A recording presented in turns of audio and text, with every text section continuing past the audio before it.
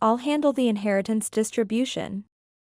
If you don't like it, let's get a divorce. Just after returning home from my mother's funeral, I was shocked by the unbelievable words from Anthony. Overwhelmed, Anthony quickly laid out 2 pieces of paper on the table, urging me to reply. But my anger exploded, and I decided to divorce him. Yes. Anthony, expecting me to meekly agree to his proposal, was confused by my response. Ignoring him, I stormed out of the house where I had lived for many years. I headed straight to a certain place to carry out a plan. My name is Janet Miller, I'm 30 years old. I work at a bank and am a housewife, married for 5 years to my husband Anthony, who is 5 years older than me. These 5 years, I've been living a hellish life. Anthony works at a local bank, and he is at the very bottom in terms of performance. He lacks motivation at work, thinking it's fine as long as he meets the bare minimum, which has made him an outsider at his workplace. Seriously, the guys who work hard at their jobs are just making fools of themselves. It's smarter to relax and take it easy, right? When I went to pick up a drunken Anthony from a company party, I was speechless to see him making pathetic comments to his juniors. Although his words might seem as if he handles his job well. Having heard about his work attitude from his colleagues, I was appalled at his audacity. Anthony is the type who mocks those who genuinely strive hard. How can he handle his days with the least effort? That's all he cares about, mocking those who try hard. He has no intention of trying for a promotion. His lack of enthusiasm and passion means he'll probably end up a sidelined employee, mocked by his colleagues and juniors alike. And I, his wife, have become his outlet for relieving stress. I also work as a freelance artist. Although Anthony had respected me for being a professional, his attitude changed dramatically after we married and he learned about my annual income. Anthony started to look down on me once he realized that being an artist wasn't very lucrative. It's funny you can even say you make a living with art, with such a low income. Your skills are nothing more than amateurish hobby level, aren't they? While we were dating, he praised my paintings, but after our marriage, he has been constantly belittling my work. Especially on days when he faced unpleasant things at work.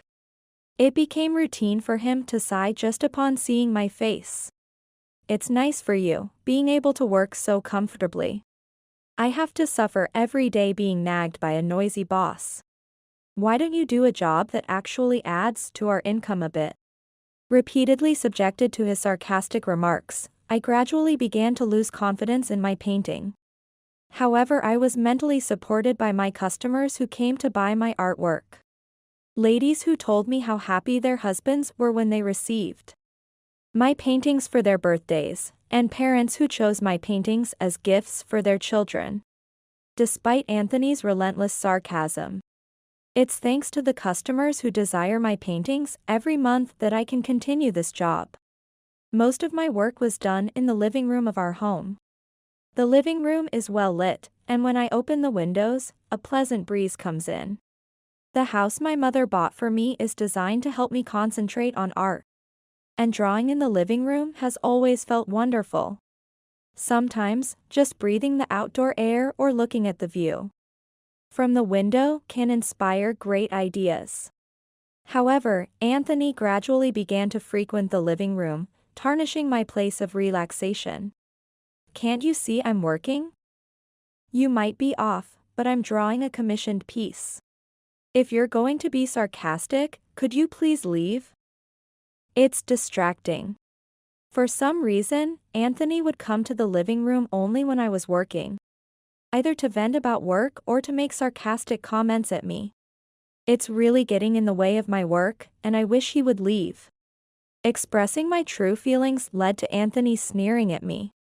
Talking back to your husband who's on a break like that. Who do you think you're living thanks to? Anthony often threatens me because my annual income is lower than his, despite him not earning much himself. The trigger for Anthony becoming like this was probably when I chose him to handle a regular savings account. Once he knew how much I earned and saved, he started treating me completely differently than before we were married. I thought you lived a more affluent life. But it turns out the only capable one was your mother. You're completely useless. Your mother must have been so disappointed, thinking she could pass the company on to you. But because she raised a helpless child, she had to leave it to someone else. I couldn't stand how he belittled and mocked me because my income was lower than his. However, as he said, I am now able to live doing what I love. If I wanted to honor my mother, I should have been the one actively managing the company. But after discussing it with my mother, I chose not to follow that path. You should live freely, dear. I don't intend to make you walk the old-fashioned path laid out by us. Do what you love and pursue your passions. I want to support your actions. Encouraged by my mother's words, I pushed forward with my current path. But the more I tried to explain my feelings to him, the uglier our arguments became, draining my energy. Thinking it foolish to continue, I decided from that day to stop responding to him. I let his words go in one ear and out the other, letting him say whatever he wanted since it no longer mattered. I learned from long experience that the best way to preserve my mental peace was to dismiss his rants as the ramblings of a pitiful person. Once Anthony realized I wasn't responding anymore, he lost interest and would click his tongue before returning to his room. Because it was just words, ignoring him posed no problem. And I continued to disregard what he said. However, everything changed suddenly when my mother, who had been living in a facility, passed away. My mother was the president of a major car manufacturer with over 7,000 employees. At the time, it was the most popular car manufacturer in the US. And there was no one in the industry who didn't know her name. Thinking ahead, she resigned as president when I was 28 years old. She wanted to pass on the leadership to the next generation. And knowing that I was focused on my painting, she entrusted the company to my best friend, Sherry Clarkson. Sherry and I are childhood friends and close as family. She lived nearby, and my mother trusted her completely. However, Anthony is unaware of this fact. Sherry asked me not to tell him about our friendship. I thought about whether or not to tell you since it's a story from our school days. But after hearing about your recent situation, I thought it would be better to let you know. Sherry told me about Anthony from our high school days. Though they were in different classes, they knew each other by name. And Anthony was known for being a troublemaker who stood out for all the wrong reasons. You know how there's always one in class. The type who disrupts the class just for fun and enjoys teasing the teachers. That's your husband. I didn't have same class as him, but I heard from my friends who took the same class. Sherry made sure to visit our home when Anthony wasn't around. She had changed her last name after getting married, so even at our wedding, Anthony didn't realize she was a former classmate. Thanks to this, Anthony still doesn't know about my close friendship with Sherry. I've mentioned having a close female friend, but he seems uninterested in any part of my life that doesn't involve money. He ended the conversation with a simple, "Do whatever you want," and never asked about Sherry. I heard rumors that he was greedy about money even back then. Some people were upset because he hadn't returned the money he borrowed. So I wondered if you were okay. Since you're a bank employee and he's been providing for the house. I thought there was no need to say anything and kept quiet. But I still have only negative impressions of him, so that's why I asked you to keep quiet about me. It would be troublesome if he started asking for money under some pretext. Seeing Sherry smile wryly as she spoke, I couldn't help but sigh. I had never sensed such a side of Anthony before we got married. On the contrary, he appeared to be a sincere and upstanding young man. The type that parents would likely approve of. That was the impression he made at first. Our meeting happened when Anthony attended an exhibition where I was participating. At that time, I was feeling stuck with my painting and losing confidence. As I pondered whether to continue while painting day after day, Anthony spent hours looking at one of my paintings. You've been looking at that painting for a while, haven't you? While other paintings gathered interest from visitors, Anthony was captivated by a painting that no one else noticed. I was curious about his behavior, so I couldn't help but speak up. I'm sorry. Was it not good? No. Not at all. I was just wondering why you were looking at that painting for so long. Anthony lacks an aesthetic sense. But perhaps it's precisely because of that lack of sense that he said the next words. I don't understand. Honestly, I have no interest in artistic things. But somehow, I can't take my eyes off this painting. Even when my friend who invited me said it's time to go home, I couldn't move away from it. I'm sure the person who painted this must have felt a lot of pain and struggle. Maybe even redrawing it several times. I don't know why, but after thinking that, I couldn't move. I mean, what am I even saying, right? I don't know anything about art. Anthony scratched the back of his head with a bitter smile, and I was truly drawn to him. Hearing those words from someone who knew nothing about art made me feel rescued. Someone saw and understood my struggles. Feeling incredibly happy, I found myself revealing that I was the artist. This revelation kickstarted our interaction. Although Anthony had no interest in paintings, he visited every exhibition where I displayed my art. Can I visit your studio sometime? I'd really like to see you paint. I was pleased that he took an interest in what I do. Simultaneously, I began to find him intriguing and invited him to my home. Then, he confessed his feelings. I want to continue seeing you paint freely by my side. I had never met a man who said something like that before. I was genuinely happy and accepted his proposal, and we started dating. I thought we would surely walk a happy path together. At the time, my parents, who were still alive, were overjoyed to learn that I had a boyfriend. My mother even bragged to her friends about it. You've always been uninterested in boys, so focused on your art. As a parent, there's nothing more joyful than seeing you find happiness with someone. That's right. And, because I'm in this condition, if there's someone to look after you, I can pass away in peace. At that time, my father was suffering from cancer and had received a terminal diagnosis. Still, he fought to see me in my wedding dress. And I managed to show him that before he passed away. Relieved to have seen me married, he passed away shortly after the wedding. Following my father, my mother also became frail and was admitted to a facility. Her brain was fine, but she no longer had the strength to live on her own. And she never regained her vitality after moving into the facility. Finally, recently, just before she passed away, she said she was ready to join my father. I was engulfed in grief, unable to concentrate on my art when Anthony, bizarrely, seemed jubilant and drank heavily. Finally. Now that old hag's inheritance will come your way, right? It's been a long time. I was getting tired of playing the good son.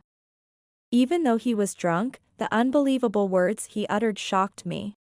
Doubting my ears, I asked him to repeat what he just said. What did you just say? Are you out of your mind? He had been ridiculously drunk at the ceremony too.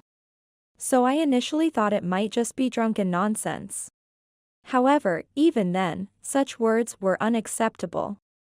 Frowning, I asked him again, and he smirked as if mocking me. Of course. If I didn't suck up to your parents, I might not have gotten the inheritance, right? Hey, is my name written in the will at all? Surely it must be mentioned a little, right? Who has it? A lawyer? Fury rose within me. My parents had just passed away, and here he was, emotionally wrecking me, talking about money? Talking about money at such a time? I felt despair at his unbelievable insensitivity. Stop it.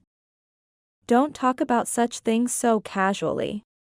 Can't you distinguish between what should and shouldn't be said?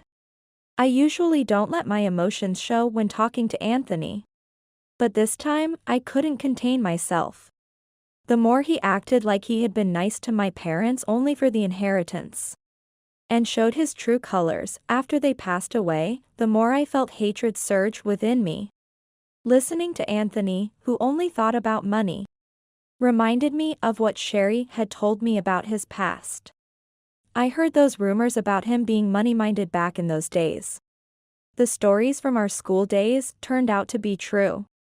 The moment I realized that, my feelings towards him instantly cooled. Why are you shouting so much? I was enjoying myself. But you've really killed the mood. Anthony's attitude, as if I had ruined the atmosphere, only increased my frustration. I had tolerated it before because he had always treated my parents well. But if this was his plan from the beginning, was our marriage a sham? Was his sudden interest in art all fake? I began to question every action of his. And then he did something shocking. The next day, when I entered the living room, Anthony, unusually awake, was waiting for me. Completely sober, Anthony seemed unusually composed. I wondered if he had something to say as he gestured for me to sit opposite him, as expected. I sat down as instructed, and stared at him suspiciously, wondering what he had to say. Then, unexpectedly, Anthony placed a divorce decree with signatures, along with what seemed like a covenant, on the table, and abruptly began an unbelievable conversation. I was drunk yesterday, so I wasn't thinking clearly. Let's talk again. Did you confirm with the lawyer about the will? I couldn't understand how he could still talk about money today. After I explicitly told him to stop yesterday, does he not remember? Yesterday's derogatory remark about my mother was one thing, but where does his memory end? And where does his reckless talk begin? No. Even if it was a spur-of-the-moment remark, I won't forgive him for insulting my mother. I won't let him get away with those words. Filled with rage, I confronted him with a powerful voice. Yesterday, I told you not to talk about it, so how can you casually bring it up again?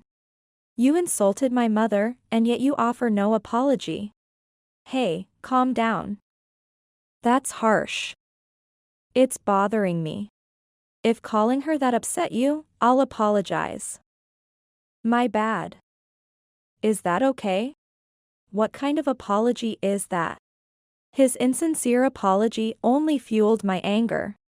Even after I reasoned with him for a while, Anthony showed no signs of remorse. All I got were half-hearted apologies, and the conversation remained at an impasse. Thinking that there was no point in further questioning him, I redirected the conversation to the inheritance issue. I haven't heard anything from you or contacted anyone.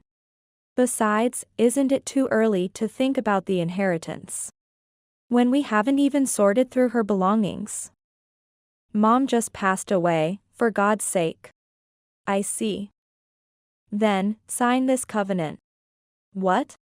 I was astonished as I read the contents of the covenant handed to me. What is this?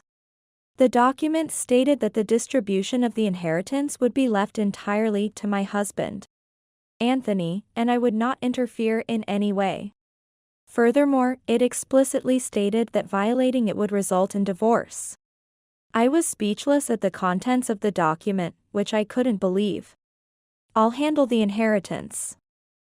If you don't like it, we'll get a divorce. After all, your inheritance will become mine, won't it? So, it's my right to do whatever I want with your belongings. Your belongings are mine too, and married couples share property, right? I'm offering to take care of you, who can't work. Be grateful. The moment I heard those words, something inside me snapped. I rose from my seat, facing down, and without signing the covenant, I turned towards my room and began preparing to leave. Hey, wait. What are you doing? Sign it. If you don't like it, we'll divorce. Are you listening? Yup, I can hear you loud and clear. So, I'm going to start packing up to leave. Huh? Surely, Anthony must have thought I would sign without a fuss. Seeing him stunned by my unexpected response, I almost burst out laughing. What are you talking about? Divorce means we're breaking up, you know? Do you understand what that means? I understand perfectly well. That's why I'm going to pack up my things, so don't bother me. The resentment and frustration that had been building up over the years had reached its boiling point when I saw Anthony yesterday. And now, the final nail in the coffin, this covenant. There's no way we're not getting divorced after this. Ignoring Anthony's bewildered expression, I hastily started packing. Anthony tried to intervene from the side, but I didn't pay him any heed. Anthony, desperate to find a way to stop me, seemed too flustered to notice anything around him. I quietly grabbed the divorce papers, making sure he didn't notice, and decided to leave the house I had lived in for years. Well, thank you for everything. Huh? Hey, wait. Ignoring Anthony's frantic call, I got into the waiting car I had arranged and sought refuge at my parents' house. And then, I headed to the bank where Anthony worked to execute a certain plan. Mrs. Miller. Anthony had taken time off for handling estate matters. So, it was quite surprising for someone's wife to suddenly show up at the workplace. It's only natural for them to have a surprised expression. Thank you for everything. Is the branch manager available? I have something to discuss, so if you could call him, I'd appreciate it. I smiled broadly as I requested the branch manager. Well, if it isn't Mrs. Miller. What can I do for you? Oh, no need to call me Miller anymore, we're strangers now, not even a married couple. Mr. Smith, I have something to talk to you about. The sudden announcement of my divorce caused a stir within the bank. Ignoring the surprised reactions around me, I continued speaking. Close the account with $300 million. Also, please close the personal savings account I had created immediately. I don't think I'll need the services of this bank anymore. Excuse me. The branch manager seemed visibly shocked by the sudden request. Another employee who thought it was a major problem must have called for Anthony. Anthony, in his casual attire with disheveled hair, hurriedly rushed to the bank. Hey, what the hell are you doing, saying stuff like that? Anthony, please calm down. Please come to the meeting room for now. Mrs. Janet, please come along too. With uncertainty about what to call me after hearing about the divorce, the branch manager led Anthony and me to the meeting room. The remaining employees looked at Anthony with surprise, and murmurs criticizing him could be heard in the background. Feeling the unwanted attention, Anthony seemed annoyed and glared at me as if blaming me for attracting it. But I didn't see his gaze at all. Maintaining a firm posture, I silently followed the branch manager. Eventually, we were guided to the meeting room, where Anthony and I sat side by side. And the branch manager asked about the situation, clearly confused. What's the meaning behind wanting to close our accounts? Can you explain? Exactly what you heard. I want to close all the accounts I have. Hey, what's this about closing accounts? I didn't hear anything about this.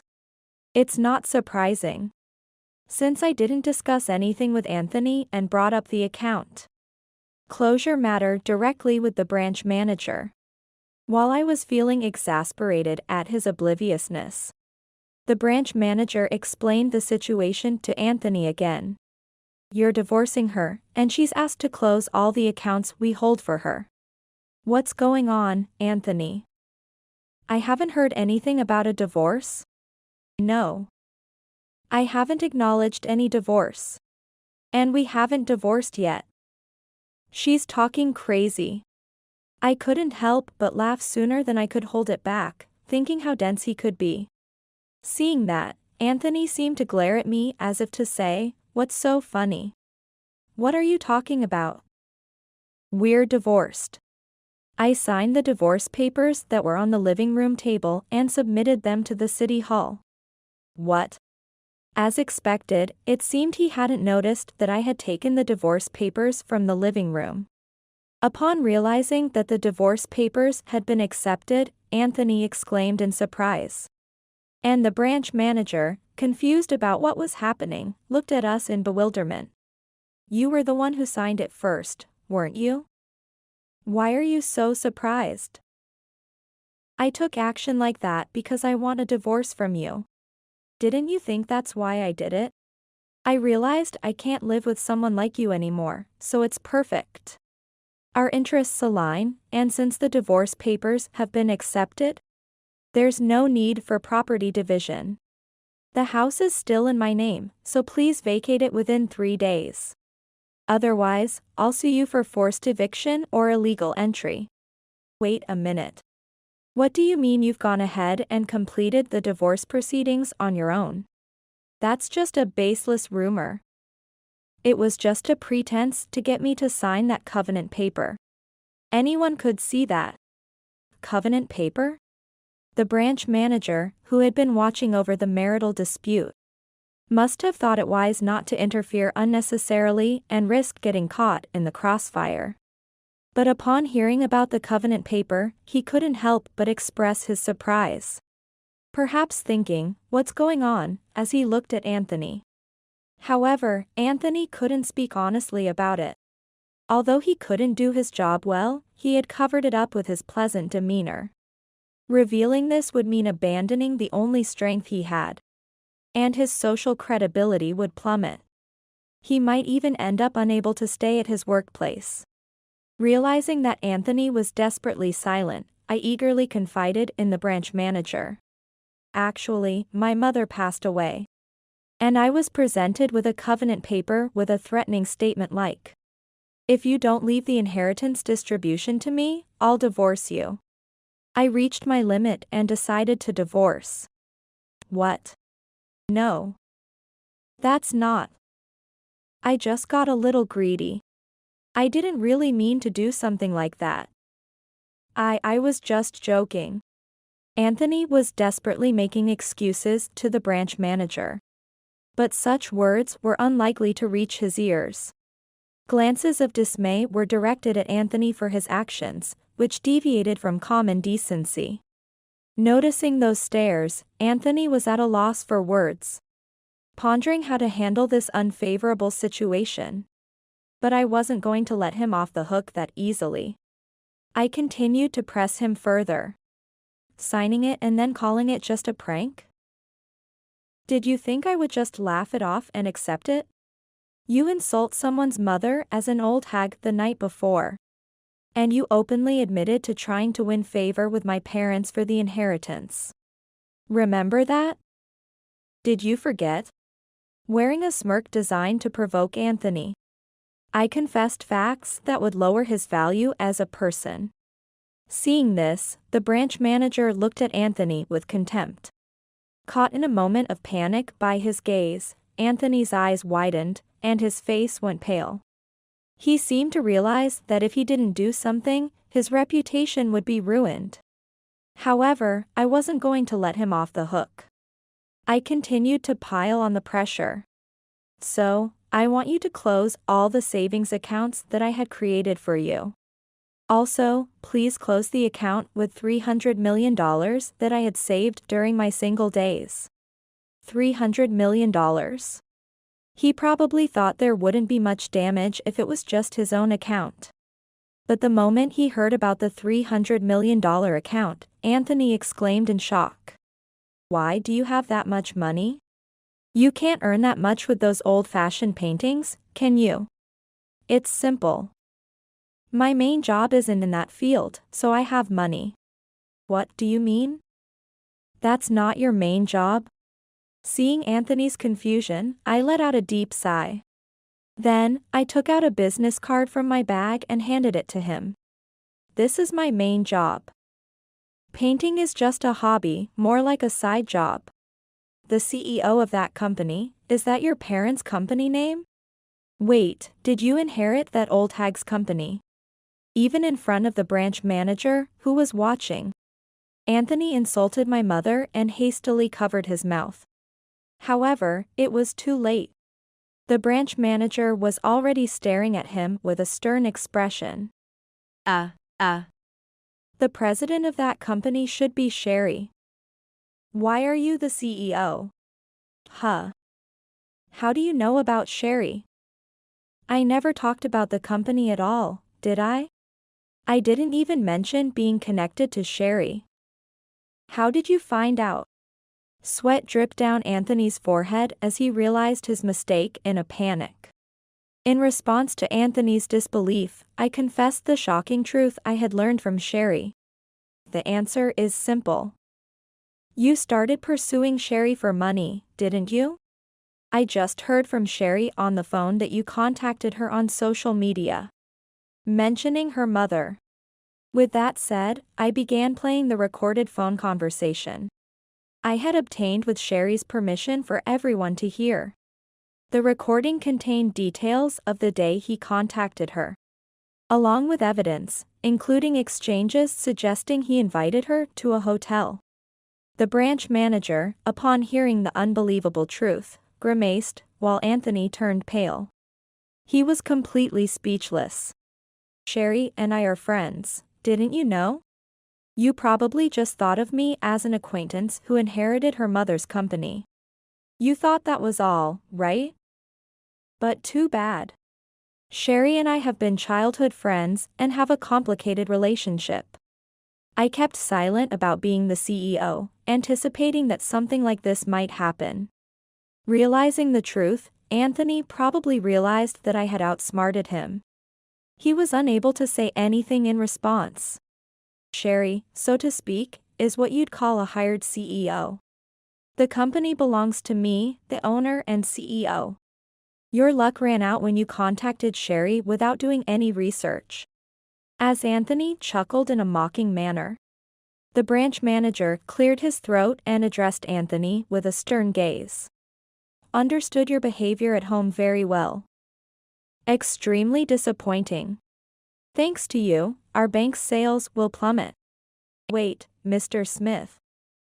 I'll talk to Janet right now and make sure we resolve this. Please. Can't you give it a rest? I have nothing to discuss with you. And canceling this won't make a difference. At that moment, the branch manager turned to me and proposed an idea. If we fire this man from our bank, will you wait before canceling the contract? Huh. Shocked by the branch manager's statement, Anthony couldn't believe his ears. I, too, hadn't anticipated this turn of events and looked on with interest. We'd prefer not to cancel the contract. When we weigh continuing your contract against keeping him employed, it's clear that we value our contract with you. He's been garnering a bad reputation at work, and we've been struggling with his behavior. Such an inept person, both socially and professionally, is unwanted in our company. If it means we can continue our contract with you, we won't hesitate to fire him. That's a violation of labor laws, isn't it? I'll sue. Upon hearing those words, the branch manager straightened up and began exposing Anthony's misconduct one after another. Feel free to try. In return, we'll also bring to light all the despicable acts you've committed against female employees and younger colleagues. Don't think I'm unaware of everything. If you're going to take legal action against labor laws, then we'll hire a lawyer to deal with it appropriately. Realizing that everything was out in the open, Anthony was completely disheartened and fell silent, regretting his actions. This wasn't supposed to happen. Why? Ignoring Anthony's pitiful words, I directed cold words towards him. The consequences of trying to exploit people for your own desires will inevitably come back to haunt you. All of this is the result of your own actions, so reflect on it and accept your guilt. And so, the long battle between Anthony and me came to an end. Since then, Anthony was fired from the bank and moved out of my house. Although he desperately begged to withdraw the divorce until the end. The moment he threatened to call the police, he panicked and fled back to his parents' house. However, since I had already spoken to my parents-in-law beforehand, Anthony was kicked out by them. Of course, it didn't end there. I consulted a lawyer about Anthony's past verbal abuse and submitted the evidence I had secretly collected over time. Through the lawyer, I decided to claim compensation. Sherry also claimed compensation for the persistent invitations to hotels and harassment remarks from him. Since Anthony's intentions were aimed at our mother's inheritance, his tendency to waste money left him broke, and now he lives in poverty. I heard he lives in a shabby apartment and works tirelessly from morning till night to repay his debts. Regaining peace in my life, I have fulfilled both my work and personal life. You seem very lively lately, Janet. Both your art and your expression have brightened up. Thanks to your support. I'm very active with my brush now. And I can't help but enjoy drawing. Even I could see that my artistic skills had improved significantly. There was an art dealer among the customers who highly praised my paintings. Thanks to that, the popularity of my art soared, and I finally got to hold a solo exhibition. Thanks to Sherry, the company's sales have been steadily increasing. And now it has developed into a globally recognized top-tier automotive manufacturer. In between, I also work to cover for Sherry's job, and now we support each other. Determined to protect the company left by our mothers.